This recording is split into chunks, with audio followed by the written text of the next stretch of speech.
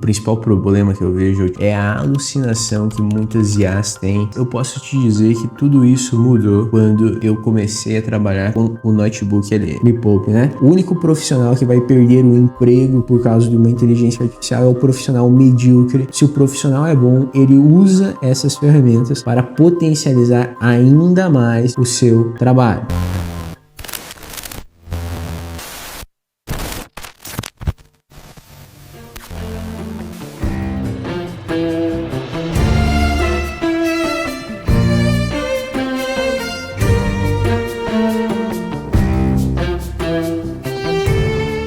Meu nome é Leonardo Pastore e você está no canal A Era da Engenharia. O principal problema que eu vejo ao utilizar ferramentas de inteligência artificial aqui no nosso escritório durante o dia a dia de trabalho, muito provavelmente você também encontra isso, é a alucinação que muitas IAs têm quando nós trabalhamos com uma quantidade muito expressiva de comandos dentro de um mesmo chat ou até mesmo vários documentos que precisam ser levados em consideração na hora das respostas. Essa alucinação que acontece é devido ao sistema de processamento dessas inteligências artificiais, que nada mais são do que ferramentas de produção automatizada de texto. Mas eu posso te dizer que tudo isso mudou quando eu comecei a trabalhar com o notebook ali. Ele não é nenhuma ferramenta mágica, mas ele ajuda a gente a resolver esse que era um dos principais pontos negativos na utilização prática dessas ferramentas no nosso dia a dia. E hoje eu quero exemplificar aqui com você todos os mecanismos que, na minha opinião,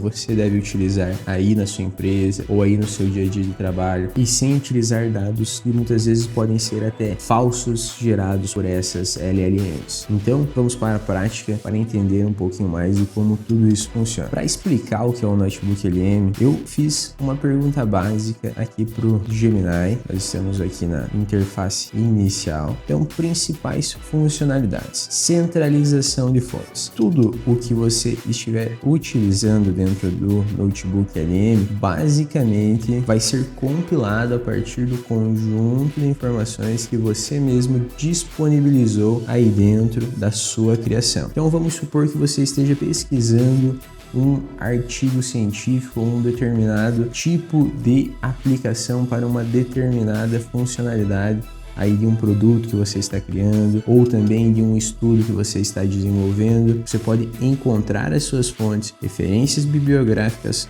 que são, na sua opinião, de extrema relevância, e a partir dessas preferências, todas as perguntas que você for fazendo lá dentro do Notebook LM serão geradas da análise das suas próprias fontes. Ele não estará procurando freneticamente na internet em qualquer tipo de site ou qualquer tipo de fonte. Muitas vezes pode até não ser confiável uma resposta para a sua pergunta. Ele estará baseado dentro da sua própria conceituação de fontes fornecida por você mesmo na hora que você criou o seu notebook. Aqui já está uma funcionalidade muito interessante. Outro ponto muito bacana é a forma que ele entrega as informações para nós. Nós temos muita facilidade aqui em receber um material extremamente didático e de forma prática. Ele vai gerar relatório personalizado, apresentação em áudio, apresentação em vídeo e uma infinidade de outras maneiras de estar melhorando o seu processo de aprendizado. Se você quer trabalhar realmente com dados de uma forma precisa e técnica, principalmente em estudos que precisam ter sim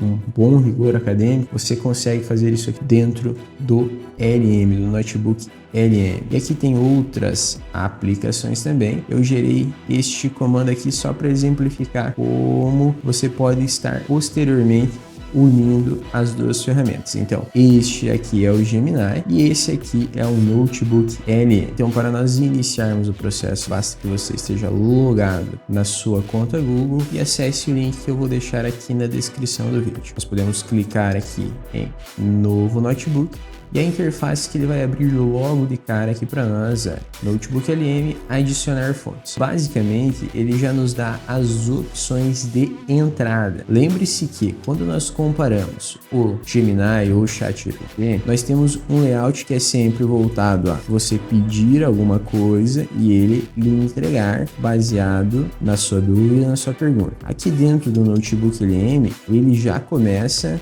na verdade, invertendo isso. Ele está lhe pedindo quais são as fontes que nós vamos estar utilizando aqui. Caso você não tenha as fontes nesse primeiro momento, você pode ir em pesquisar ou descobrir fontes. Eu recomendo que você utilize o Notebook LM primariamente com alguma fonte em mente. Eu gosto muito de utilizar o Notebook LM para me refinar e me aprofundar num determinado assunto. Mas você pode ter, por exemplo, um notebook com todos os estudos que você está desenvolvendo e ir mesclando isso como se fosse uma base geral de dados. Eu acredito que as duas aplicações vão ser bem interessantes para o seu dia a dia de trabalho. Aqui, caso você não tenha nenhuma fonte, você pode pular. Caso tenha, você pode aqui estar adicionando primariamente as suas fontes. E aqui nós temos várias opções. Começando pelo Google Workspace, aqui nós vamos ter toda a possibilidade de estar anexando pastas dentro do Google Drive, que vão estar contendo aí os nossos arquivos de texto, planilhas, áudios. O Notebook LM também consegue estar extraindo transcrições de áudio e vídeo, e até faço já esse link aqui com a segunda opção, que nos dá a possibilidade de estar anexando vídeos do YouTube a ele, anexando também páginas de sites de referência. Por exemplo, se você tem um portal acadêmico, uma revista científica que você quer que ele utilize aqui como base primária, você também pode anexar aqui nessa etapa inicial. Ou basicamente também colar um texto aqui que ele já vai gerar isso como uma referência primária. Caso você não faça isso, nós podemos fechar aqui para entender um pouquinho de como funciona esse ecossistema aqui do Notebook LM. Vamos colocar aqui metodologia de pesquisa. Com ele nomeado, já vamos partir para a explicação aqui desse layout inicial. Na lateral esquerda, você vai ter tudo que está relacionado às suas fontes. Tudo que você for colocando de fontes estará atrelado aqui na aba esquerda. Inclusive, a partir dessas fontes, ele pode lhe gerar outras indicações coerentes com as fontes que você for colocando aqui. E a gente já vai ver isso também. Aqui no meio nós temos a aba de conversa. Aqui você estará pedindo basicamente para a sua inteligência referente ao Notebook LM estar pesquisando dentro das suas fontes, e ela estará lhe entregando uma resposta baseada nas suas próprias referências. Ao lado nós temos a parte de criação.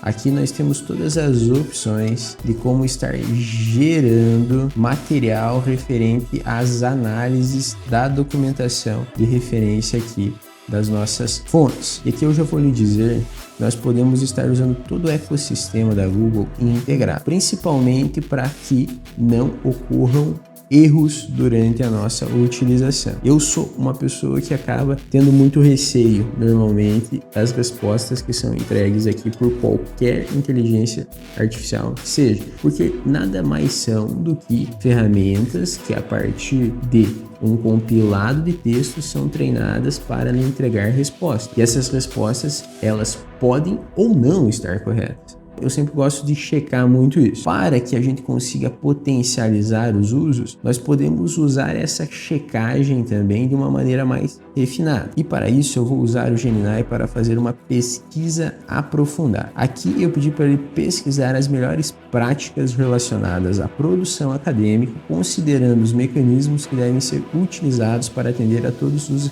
requisitos de uma boa metodologia acadêmica. Respondo em português Brasil porque eu tinha feito esse texto em inglês e ele traduziu automaticamente. Diferentemente de algumas outras ferramentas, ele sempre pede uma confirmação. Isso você também vê na pesquisa e investigação lá dentro do GPT. Olha, ele já criou aqui um plano de pesquisa, definir os princípios fundamentais da metodologia científica rigorosa, pesquisar as principais normas técnicas de padronização, bacana. Ok, no geral, nós temos uma boa estrutura de pesquisa. Eu vou pedir para ele iniciar a pesquisa e assim que ela estiver pronta, eu volto aqui para nós compilarmos os resultados e começarmos a utilizar como fontes aqui dentro do Notebook LM. Enquanto ele vai gerando isso, vou lhe mostrar aqui o notebook que eu tenho pronto, que era referente a algumas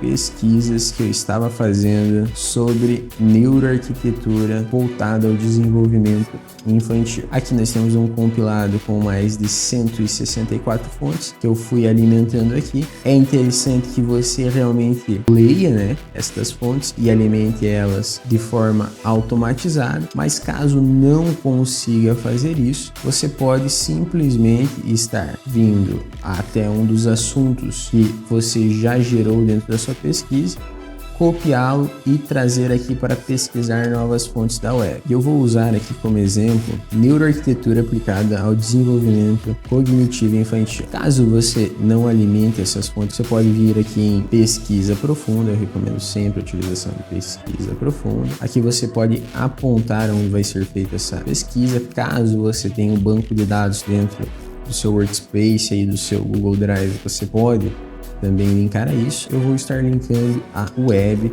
e fazer esta pesquisa inicial. Aqui ele está planejando e, diferentemente desta aba aqui, do pesquisa aprofundada, aqui ele já vai gerar automaticamente o plano de pesquisa e vai trazer as referências para nós posteriormente. Só que ele não vai anexá-las, você vai ter que revisar e vai ter que dar um ok se você aceita ou não aceita essa pesquisa pronta posteriormente. Aqui no pesquisa aprofundada do Gemini, ele vai fazer um plano de pesquisa, nós vamos pedir para iniciar e a partir disso ele vai começar a gerar o relatório para nós. Quando finalizar aqui dentro do Notebook LM, eu mostro também como é esse processo aqui dentro.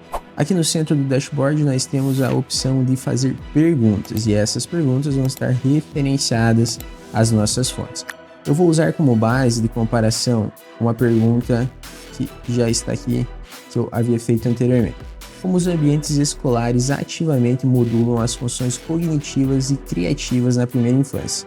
Eu vou copiar essa mesma pergunta para você ver a diferença de respostas. Aqui ele vai estar procurando dentro do banco de referências já criado. Aqui ele vai pesquisar diretamente na internet e me entregar uma resposta. Olha, aqui todas as respostas que ele está me dando estão ancoradas em um dos artigos que eu tenho anexado aqui. Por exemplo, imagine que você esteja desenvolvendo um trabalho de aprofundamento científico, um trabalho de desenvolvimento de pesquisa ou qualquer coisa deste gênero. Tudo aqui está ancorado em uma referência. A resposta que nós temos aqui é um compilado que ele buscou na internet, leu, resumiu de vários sites e trouxe para nós. Não me cabe aqui fazer essa análise porque senão o vídeo ficaria muito longo, mas você há de concordar comigo que se as suas fontes estiverem corretamente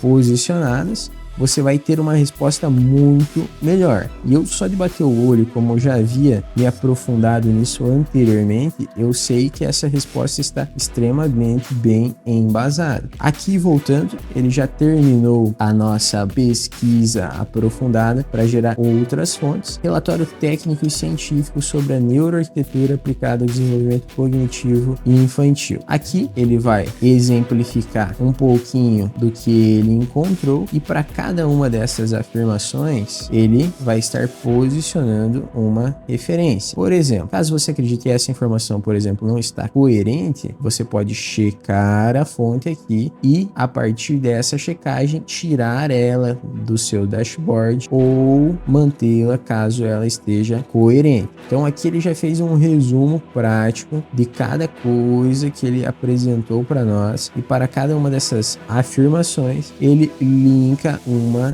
das referências externas que ele levou em consideração. Referências não citadas são as referências que não estão apresentadas aqui no resumo, mas que foram utilizadas para a construção do raciocínio, do desenvolvimento desse mini resumo aqui que ele forneceu para nós. Caso tudo isso aqui estivesse coerente, eu poderia ir até importar estas referências e a partir desse momento ele importaria aqui para nossa base de dados as referências em questão e a partir disso nosso sistema aqui do Notebook LM estaria atualizando e as próximas perguntas feitas já levariam essas novas referências em consideração. Caso eu queira gerar, por exemplo, um resumo em áudio, eu posso vir até personalização, vou selecionar o idioma, aqui eu tenho tempo de duração, vamos fazer um tempo de duração curto e vamos falar para ele desenvolver um áudio em resumo relacionado à neuroarquitetura aplicada ao desenvolvimento cognitivo infantil. Aqui nós temos análise detalhada, resumo, crítica ou debate.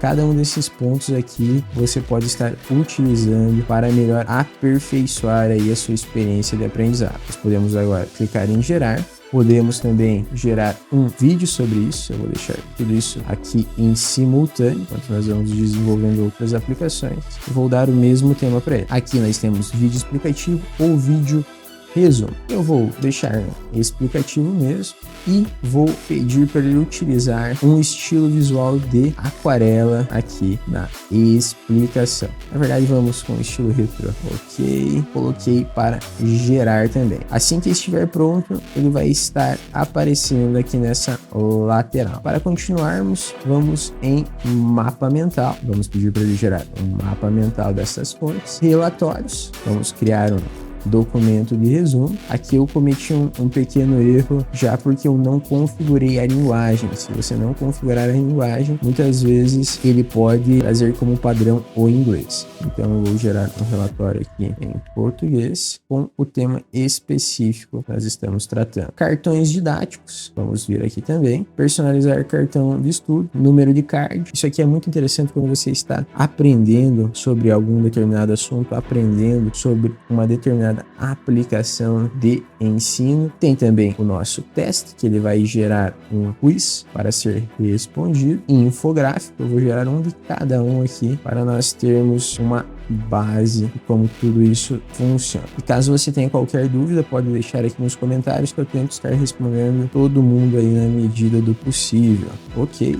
Vamos lá, vamos gerar este aqui também. Enquanto tudo isso aqui vai sendo gerado, vamos voltar aqui para nossa pesquisa do Gemini. Ele me trouxe aqui uma pesquisa inicial aprofundada sobre as melhores práticas na produção acadêmica. Vamos fazer o seguinte agora. Para exemplificar, eu vou exportar isso aqui para o Google Docs. Ele vai gerar um documento de texto para mim. Eu vou baixar este arquivo aqui. E a partir do momento que nós temos esse arquivo aqui, nós precisamos compreender se tudo que está descrito aqui está coerente ou não. Na minha visão, não vale a pena você confiar cegamente no que a IA está lhe trazendo. Leia, confira, veja se isso faz ou não faz sentido, faça um pente fino e a partir daí você utilizará durante as suas pesquisas. Eu utilizo isso porque eu me recordo muito bem da faculdade, durante a apresentação da matéria de metodologia e pesquisa científica. Eu gostava muito daquela aplicação, entendia muitos resultados disso e hoje eu vejo que a gente consegue desenvolver uma metodologia de pesquisa muito efetiva dentro das possibilidades que as inteligências artificiais nos trazem, mas elas precisam estar alimentadas com essas diretrizes. A não ser que eu esteja muito enganado, qualquer curso de formação acadêmica de ensino superior vai ter uma matéria chamada metodologia de pesquisa. Nós aprendemos isso durante a graduação. Você sabe que se você está aprofundando-se como um profissional, você precisa seguir uma metodologia, senão você acaba replicando ideias que são sem embasamento. Pesquisar com qualidade demora sim, não é como se simplesmente eu pegasse e lesse algo e tomasse como uma verdade absoluta, com toda certeza, não é tão fácil quanto isso, mas o resultado final é muito superior, perfeito? Então, baseado nisso, este documento aqui eu poderia usar para alimentar aquela LM que nós criamos lá no começo do vídeo. Olha que bacana. Então, eu vou adicionar fontes aqui, vou trazer este PDF, melhores práticas em produção acadêmica, e agora eu vou pedir aqui nesta conversa, apresente um resumo sobre as fontes que estão anexadas em seu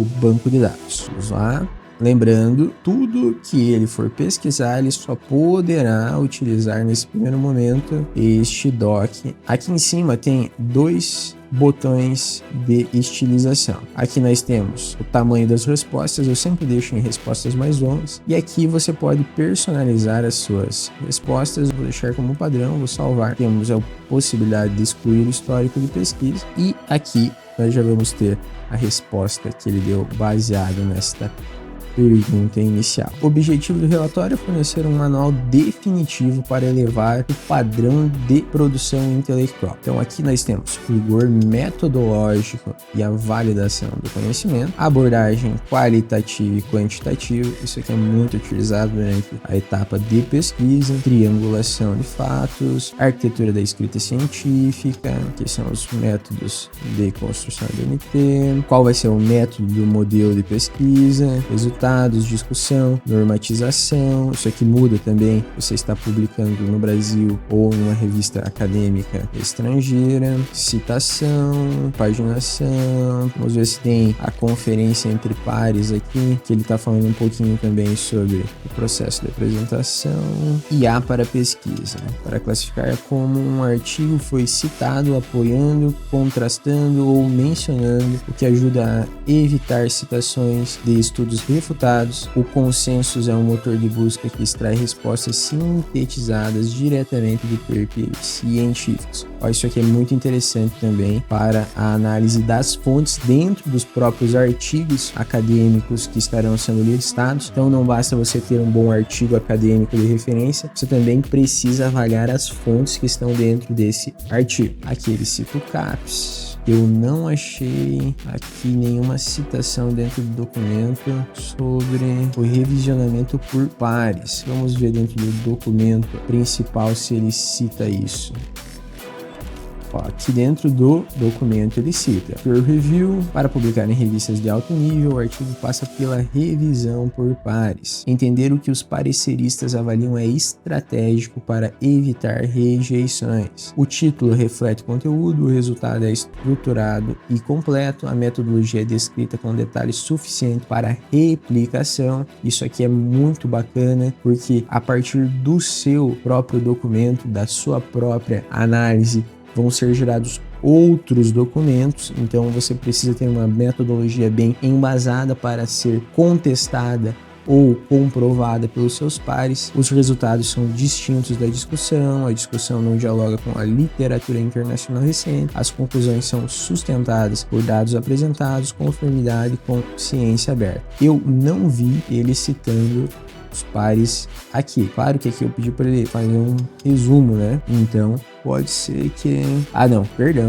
aqui já me justificando eu que não tinha encontrado. Para a publicação, o artigo passa pela revisão por pares, por peer review, que avalia critérios cruciais. Não, na verdade, o erro foi meu, estava aqui no final, inclusive. Perfeito. Então, você viu que tudo que estava descrito aqui foi baseado nessa fonte primária. Então, para complementar, já que você tem esse processo aqui bem indexado agora, você pode, em todas as vezes que você for fazer uma pesquisa sobre outro assunto, usar um doc como esse de referência para embasar também as diretrizes que o seu comando dentro da inteligência artificial estará desenvolvendo. Vamos voltar lá para o nosso notebook ali relacionado à primeira infância e neuroarquitetura e ver o que ele já gerou aqui para nós.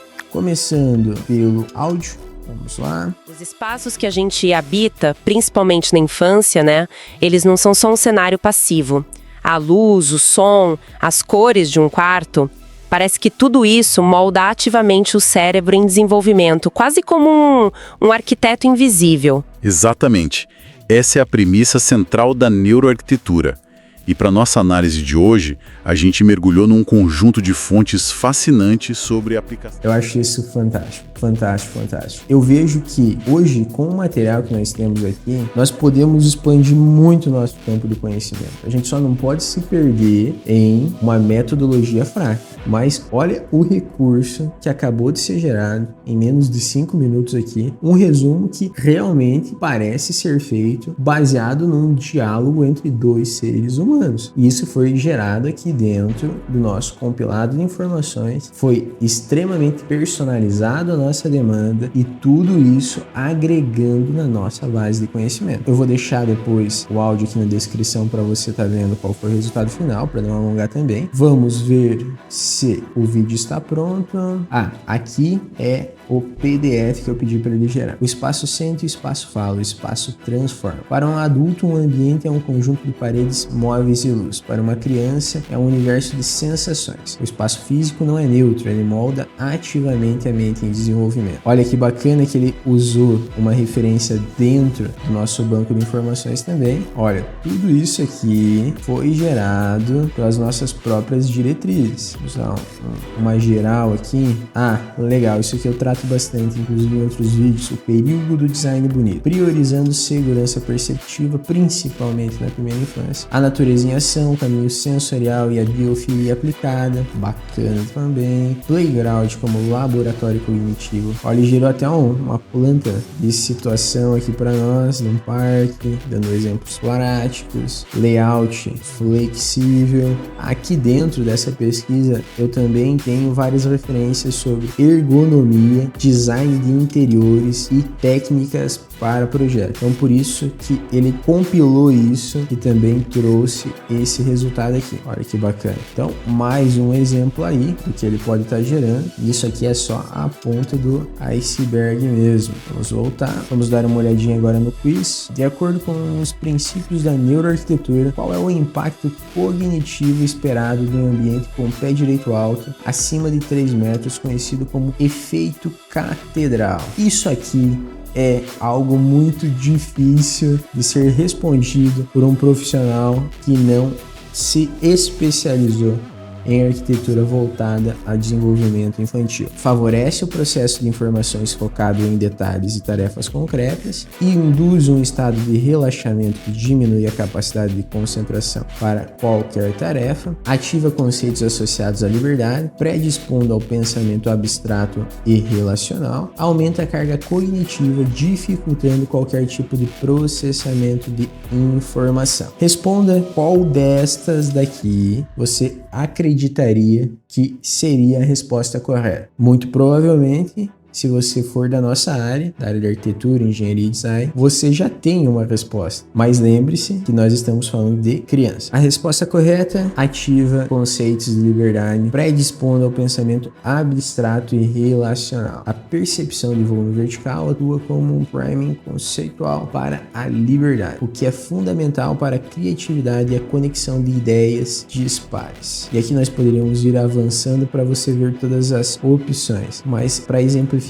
já é de bom tamanho. Vamos com as fichas agora, que é como se fosse um quiz, só que de uma maneira um pouco mais útil. Qual a definição de neuroarquitetura? Respondeu, virou o cartão, vai ter a resposta certa. Não entendeu o porquê da resposta, você pode pedir para ele lhe explicar. Você pode baixar esses cartões também para utilizar talvez em um processo de ensino ou fazer um doc para seu cliente explicando sobre conceitos arquitetônicos, demandas que ele tem ou qualquer outra aplicação que você veja coerência. Ele ainda está gerando nosso vídeo, é o que mais está demorando para se finalizar, mas enquanto isso nós podemos acabar aqui com os demais pedidos, analisando agora o relatório que ele gerou para nós. Neuroarquitetura aplicada ao desenvolvimento cognitivo infantil. Então ele gera um relatório específico desse tema dentro das nossas referências. Olha que bacana, citações e insights, aplicações práticas e estudo de caso,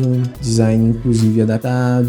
Ok. Outro ponto, você pode adaptar também a criação desses relatórios. Lembra que nós temos um documento que nos explica diretamente qual que é o processo por trás da criação de uma metodologia de pesquisa coerente? Então, se nós copiássemos as diretrizes aqui, poderíamos pedir para ele criar do zero um relatório baseado naquelas referências. Aqui dentro do relatório, ele ainda nos dá mais opções. Uma que eu acho muito interessante é o guia de estudos. Isso aqui eu realmente acredito que é muito eficaz, porque ele lhe ajuda a interpretar melhor assuntos complexos. Eu estou tentando me aprofundar um pouquinho mais em programação em inglês e estou utilizando isso aqui, está realmente sendo bem impactante no meu aprendizado. Então aqui nós temos um dos últimos comandos que nós demos, que é para gerar um mapa mental. Sempre que eu abro esse mapa mental aqui, note que eu cliquei em bases teóricas e conceitos. Ele ramificou aqui para mim entre neuroarquitetura, cognição situada, psicologia psicologia ambiental. A partir do momento que eu cliquei aqui no mapa mental, olha o que ele fez. Ele já abriu para mim um escopo relacionado a este nó aqui do mapa mental, bases teóricas e conceitos. Aqui dentro, automaticamente ele já gerou uma mini explicação. Se eu clicar em neuroarquitetura, aqui dentro dessa chave aqui, ele vai me gerar mais outras duas opções e vai me explicar o nó da neuroarquitetura. Então isso aqui é fascinante. Eu vejo muito mais aplicação realmente profissional para nós que trabalhamos com dados técnicos que exigem uma precisão milimétrica do que utilizar simplesmente um chat aqui dentro do Gemini ou de qualquer outra ferramenta de inteligência artificial. Vamos voltar agora porque o nosso vídeo já está concluído. Vamos ver como que foi a criação desse vídeo. Olá! Vamos pensar numa coisa. O quarto de uma criança, a sala de aula, o parquinho. A gente costuma ver esses lugares como, sei lá, meros cenários, né? Mas e se eles fossem muito mais do que isso? E se fossem ferramentas? Ferramentas ativas que literalmente ajudam a moldar o cérebro e o futuro dos pequenos. Pois é sobre essa ideia fascinante que a gente vai conversar hoje. Então, a pergunta que fica no ar é esta aqui. Será que a arquitetura de uma sala de aula tem o poder de fato, moldar a mente de uma criança? Será que o jeito que um espaço é desenhado pode mesmo influenciar como ela pensa, como ela sente, como ela cresce? Parece uma pergunta simples, mas a resposta é bem complexa. E é nisso que a gente vai fundo agora. Para a gente desvendar isso, nosso caminho vai ser mais ou menos assim, ó. A gente começa entendendo a conexão entre o cérebro e o espaço. Eu não vou me estender aqui dentro do resumo do vídeo, vou deixar ele em anexo aqui para você ver também, mas você tem que concordar comigo que tudo isso aqui é incrível, incrível mesmo. Eu acredito que existem sim alguns erros e por isso que nós precisamos estar com os olhos bem abertos. Às vezes eu sinto que, principalmente a questão do idioma, a geração de imagens com uma língua diferente do inglês, às vezes trava um pouco os sistemas de inteligência artificial que estão presentes no mercado, mas eu venho notando uma diminuição drástica destas falhas, o que evidencia que cada vez mais nós vamos ter uma ótima utilização acadêmica, uma ótima utilização de trabalho para essas aplicabilidades. Eu sempre digo que inteligência artificial não vai tomar o emprego de ninguém, até porque se você for a fundo e você entender que para ela gerar tudo isso que ela está gerando para nós, ela precisou de uma carga de treinamento gigantesca, você até iria pensar que o que ela está entregando ainda é muito pouco,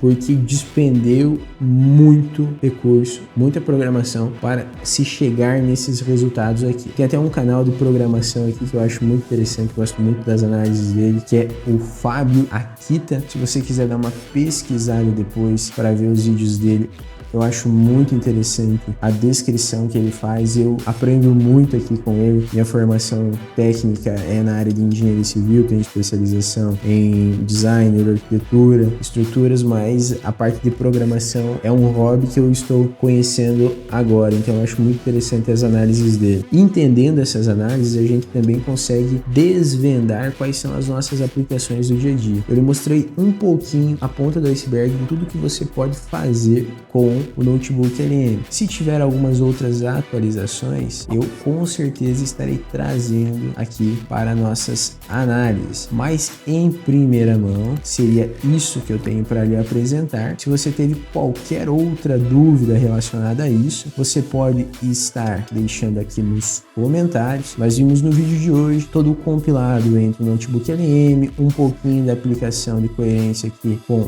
o Gemini na pesquisa profunda e as melhores práticas de utilização baseado em uma metodologia acadêmica aplicada. Tudo isso aqui em tempo real e utilizando ferramentas de IA ao nosso favor. Não como uma muleta, e sim como uma ferramenta. Não podemos nos apoiar inteiramente nisso. O único profissional que vai perder o emprego por causa de uma inteligência artificial é o profissional medíocre que não entende basicamente o que faz no seu dia a dia de trabalho. Todo profissional técnico respeitado habilitado e que tenha uma base de conhecimento aprofundada não vai perder emprego algum para uma IA, jamais. Até porque se o profissional é bom, ele usa essas ferramentas para potencializar ainda mais o seu trabalho. Senão você teria que afirmar que a indústria que vendia as pedras que eram utilizadas para gravar as informações há tempos longínquos atrás diria que a vinda do papel acabaria com a subsistência de muitas famílias que trabalhavam quebrando essas pedras. Me poupe, né? Nós temos que pensar e produzir. Temos muito material hoje em dia, podemos juntamente estar tendo essas trocas de informação e, com isso, contribuímos para o desenvolvimento da sociedade de forma coerente. E se lembra daquilo que eu sempre falo para você. Quando o assunto é inovação e qualidade, informação é o poder.